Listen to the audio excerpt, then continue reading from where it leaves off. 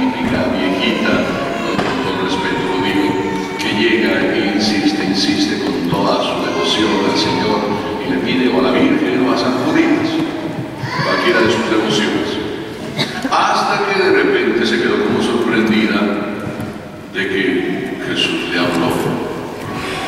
No esperaba que le hablara. Y entonces Jesús le dijo: ay, también mi esposa. Como ella estaba hablando: ay, hija mía, si al menos compraras el numerito. Muchas veces andamos pidiéndole a Dios milagros, pues de estos super milagros. Queremos estar en la lotería, en la tómbola, y no hemos comprado el número, no vamos a sacarnos nada. Nada más vamos a estar ahí, pide y pide. Los discípulos empiezan diciéndole al Señor: aumentanos la fe. ¿Cómo interpretar esta frase y todo el resto del Evangelio? Porque parece que el resto del Evangelio no tiene nada que ver con el inicio. Y sin embargo sí tiene que ver mucho. Aumentanos la fe. ¿Qué quiere decir aumentanos la fe?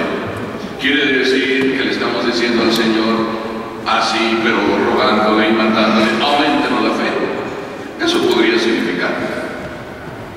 Pero también puede significar simplemente una súplica. Ay, Señor, ten compasión de nosotros, aumentanos la fe. Probablemente no es un mandato que le estoy diciendo al Señor: dame fe, sino que simplemente los discípulos están en plan de súplica porque les fue mal en la chamba, vamos a decir así, en el trabajo. Acordémonos tiempo atrás en el Evangelio, ¿qué sucedió? Resulta que ellos fueron enviados por delante, y fueron enviados y empezaron pues a hacer milagros. Pero alguna mujer vino a quejarse con Jesús que le había traído a sus discípulos una niña para que le curara y no pudieron curarla. Y vino ella a quejarse a Jesús, no pudieron curarla. Y los apóstoles pues le preguntaron a Jesús que por qué no. Y el Señor les dijo tiempo atrás: es que esta clase de demonios, de enfermedades, solamente se curan a base de oración y sacrificio, a base de fe. Por eso Jesús dice después el ejemplo del granito de mostaza. Si ustedes tuvieran fe como un granito de mostaza, entonces le podrían decir a este árbol: arráncate de aquí y trasplántate para otro lugar, y él les obedecería. Ya tenemos la primera respuesta. Si nosotros le decimos a Dios: aumentanos la fe, Él nos dice: obedece. En alguna manera nos dice: compra el numerito, es decir, sigue las reglas, obedece. ¿Cuántos jóvenes que hay aquí no habrán dicho alguna vez, como aquel joven que me dijo: ah, Dios es un caprichoso? Se le ha ocurrido así en su capricho inventar 10 reglas, 10 mandamientos, y no las ha impuesto. Dios es un caprichoso.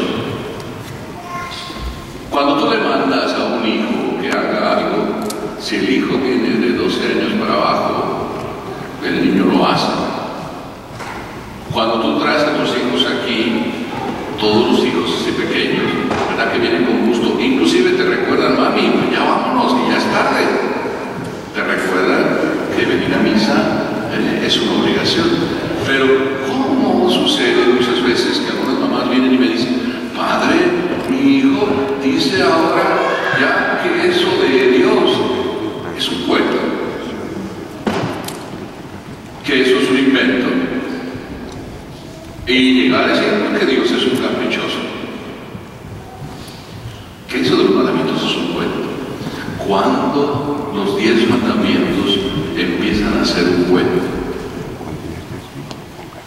nosotros normalmente decimos que Dios es caprichoso, y le voy a dar la razón a este joven. Dios es un caprichoso, que se le ha ocurrido dejar los 10 mandamientos en uno de sus caprichos.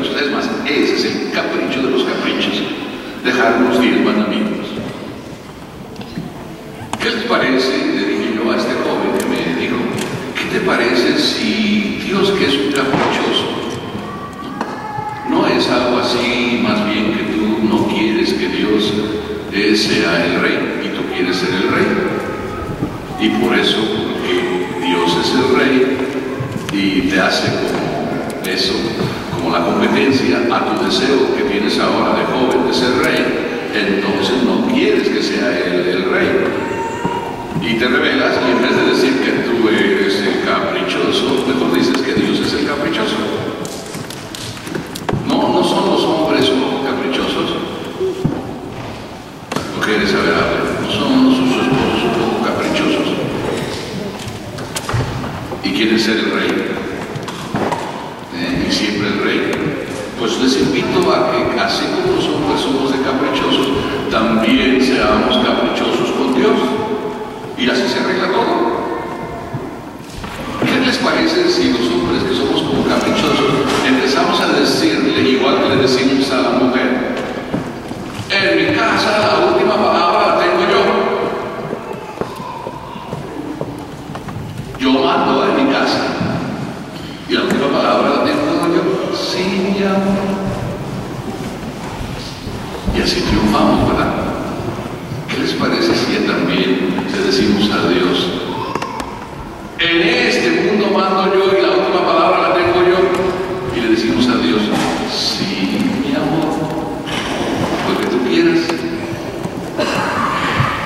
Cuando entonces de jóvenes andamos queriendo ser como rebeldes y queremos ser reyes, pues digamos a Dios, sí, mi amor.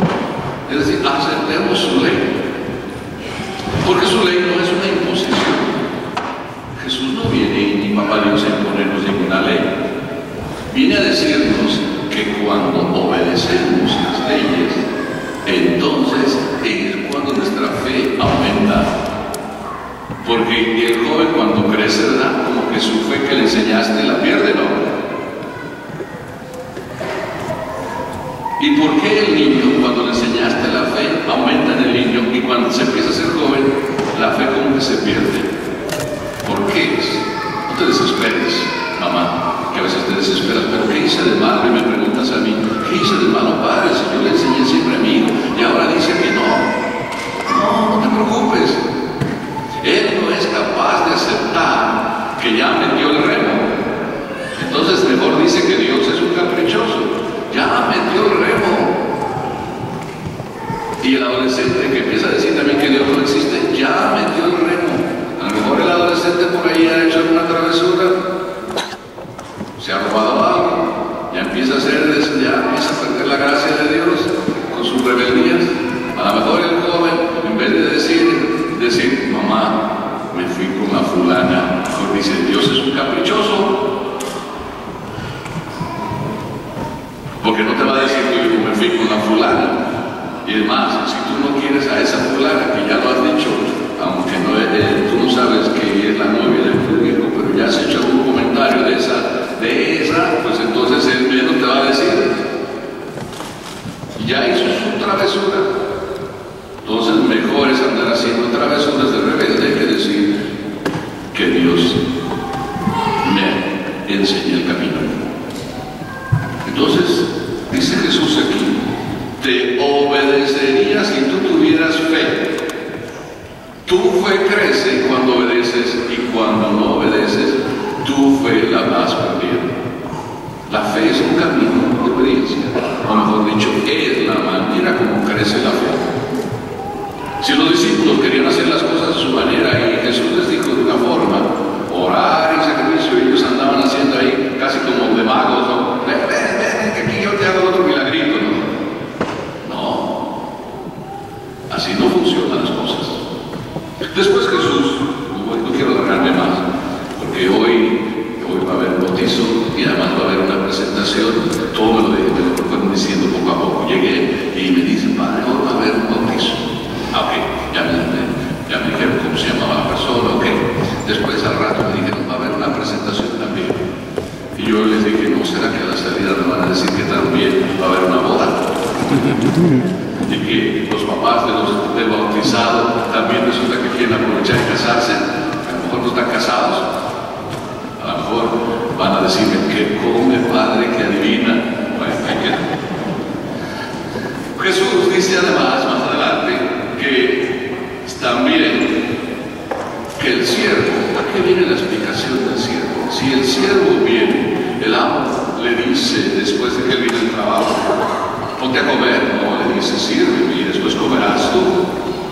Y una vez que lo ha hecho, el padre, el amo, se tiene que sentir agradecido con el siervo porque lo hizo. Dice el evangelio que no. Entonces, cuando tú has obedecido, el Señor tiene que agradecerte a ti porque obedeces. No, la fe es un deber. ¿Sabían ustedes? Es un deber. Y no solo es un deber, es una necesidad. ¿Cuántos de ustedes a veces llegan a decir, Padre, no fui a misa y no pasa nada? Como diciendo, no se puede ir a misa y no se puede ir. Y no pasa nada, es lo mismo ir que no ir. El año pasado no fui, mire que estoy, no pasó nada. Y a veces dejan de ir a misa 2, 3, 4, 5, 6, 7 domingos y no pasó nada. No pasó nada. Si tú no vienes a misa, que no es un deber, no es un mandamiento, me voy a permitir casi decirle a Dios lo que Dios piensa o tiene pensado, y como contradictorio, el venir a misa no es un mandamiento, no es una obligación. Si yo le digo a un niño, oye, ¿estás obligado tú a comer? ¿Tienes que comer a la fuerza pollo y papas fritas? No, comes porque lo necesitas. Entonces no es una obligación comer, es una necesidad. Es más que obligación. Venir a misa no es un deber, es una necesidad. Si tú no vienes a misa, ya te acordarás. Habrá un momento que te acordarás cuando viene la curva. Cuando empiezan las dificultades en tu vida, que llega un momento que arrecian más, ahí no vas a tener fuerzas. Ahí no vas a tener para el gas, porque no hay gas, ni hay para gas. Por eso la que se va con el fulano regresa pronto y dice, ay, no me alcanza ni para el teléfono. Ya te acordarás. También cuando uno con Dios no se acerca, llega un momento que está tan débil y vienen las dificultades que no puede. ¿Y quién te lo va a recordar si es que tú no te acuerdas? Tus hijos te lo van a decir de una manera indirecta. Oye, papi, ¿por qué estás tan enojado? Antes no eras así. ¿Qué te pasa? No tienes control de ti mismo porque no tienes la fuerza de Dios del Señor para poder luchar contra las dificultades de la vida. Se te cae el techo de tu casa o te echaron del trabajo y te desesperas. No puedes tener la paciencia de esperar para ir buscando y ya hasta estás pensando en quitarte la vida. No tienes la fuerza. Y cuando de repente se te ocurre, después de brujos y más cosas que haces como para querer solucionar el problema que tienes, ay, pues voy a ver si el Padrecito me ayuda. Y a veces el Padrecito no te puede ayudar. No, porque ya llegas muy tarde. Ya estás, pero sumamente ahogado. Por eso el pato, el que mete la pata, ¿no? Sí, el pato que mete la pata se encuentra en el lago, pero también en el lago te puedes encontrar tú. Y en el lago, a lo mejor tú te crees o te creías el gato feroz. Y en el lago a lo mejor puedes decir como pasaba con aquel gato que se metió al lago y andaba miau, miau, miau, miau, miau, sí, miau, miau, miau, sí. Y el gallo que estaba ahí al lado en la ribera del laguito dice, ¿y qué haga? ¿Qué haga? Pues no te puedes sacar el ¿qué haga? Porque no sabe nadar. Y tú estás ahí. Así de que es bien importante que te des cuenta que no es una necesidad. Si tú quieres que crezca tu fe, vive. Y una vez que has vivido lo que tienes que vivir, entonces dice aquí al final Jesús, ya cuando has vivido todo, solo lo único que te toca decir, has hecho lo que deberías hacer. O sea que tampoco te toca reclamar. La fe es un regalo y no hay que reclamar ni pasar factura por venir a misa. Cuando tú vienes a misa, no le debes decir a Dios, ella viene a misa y vine por tantas veces, ahora me tienes que dar. La fe no pasa factura. La fe simplemente dice, creo, Señor. Y cuando tú crees, el Señor te va a dar ¿qué? Lo que tú necesitas. ¿Cuándo? Cuando Él ve el momento oportuno, no cuando tú quieres. No le tienes que reclamar ni pasar factura. Él te va a dar cuando tú necesites lo que necesitas. Y o te va a recordar lo que tú necesitas para que tú lo hagas y no cuando es que tú quieres. Hay personas que a mí me dicen, Padre, ¿por qué hay que venir el domingo? Yo el domingo trabajo, a lo mejor vengo los lunes o los martes. Me vale, claro que te vale. La misa del lunes te vale para el lunes. No te vale para el domingo, ni el siguiente ni el anterior. ¿Por qué tú tienes que decirle a Dios que la gracia que Él te quiere dar, te la tiene que dar por el tubo del lunes, cuando Él la pasa por el tubo del domingo? Ana, dile tú a una oficina aquí de los Estados Unidos que suele ser muy recto, y dile tú, ay, aquí estoy, sí, será posible, y dice, I'm sorry. This is the law. Today is closed. Ay, pero mire que no sé qué, y tú quieres lo que tú quieres, el día que tú quieres y a la hora que tú quieres. This is Labor Day. It's closed. Ah, pero es que el día que no trabajo. This is Labor Day. It's closed. Y te lo sigue repitiendo el guardia. Pues cuando se trata de Dios, ¿por qué lo quieres a Dios? ¿Qué? Meter por el camino del capricho. Dios es orden. Y quiere orden. Y respeta el orden. No quiere capricho ni desorden. Y tú quieres desorden cuando te da la gana. A mano solo dices, yo voy a misa. Y a veces lo dices así, con toda la euforia. Cuando me da, ¿qué? Le pones un adjetivo. La real gana. O sea, es una perfecta. No, tú tienes que ir cuando tú lo necesitas. Lo necesitas los domingos. ¿Trabajan los domingos? Pues allá tú. Entonces, si quieres que aumente tu fe, ve por el camino del Señor. Puedes, y te aseguro que te sentirás siempre bien. Por eso me decía que el Señor, yo me siento tan bien después de mi misa de cada domingo, que eso es lo que me sostiene toda la semana. Desde que vine aquí a los Estados Unidos, no he fallado ningún domingo. Y Pablo, si allá mi mujer me sostenía y me alegraba la vida, aquí el Señor ha sido y es mi fuerza. Y Padre, es bien duro estar aquí solo. Usted no sabe, los amigos te meten y cambian. Ah, vente, vamos al dancing table, ¿cómo se llama eso? Dancing table. Y ahí, así aquí de Exotic Women, ya.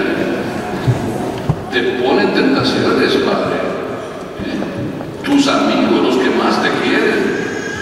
Padre, yo no solo he sido fiel a mi misa de cada domingo, sino que mi misa de cada domingo me ha mantenido fiel en mi matrimonio. Hay varios que dicen que la misa del domingo no sirve. Y los que tienen pruebas matrimoniales, pues aprovechen. La misa del domingo les sostiene. Y si no, pues busquen al Padrecito, pero no al Bruno, que les dé el consejo propio. Y mientras estoy diciendo esto, pues voy a decir una pequeña alusión a los que hoy se van a bautizar.